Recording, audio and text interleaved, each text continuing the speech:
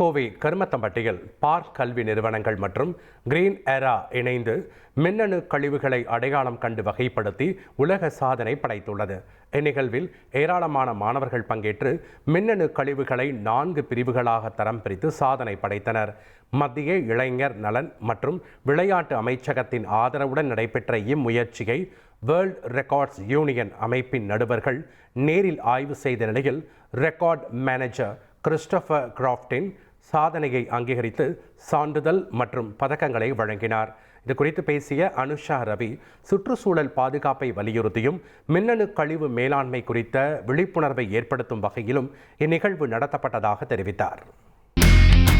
இனி செல்லும் இடமெல்லாம் செய்தி. தந்தை டிவியின் வாட்ஸ்அப் சேனலை ஃபாலோ பண்ணினா செல்ல இருக்கும் இடமெல்லாம் செய்தி. இதோ QR கோட் இப்பவே ஸ்கேன் பண்ணுங்க, ஃபாலோ பண்ணுங்க.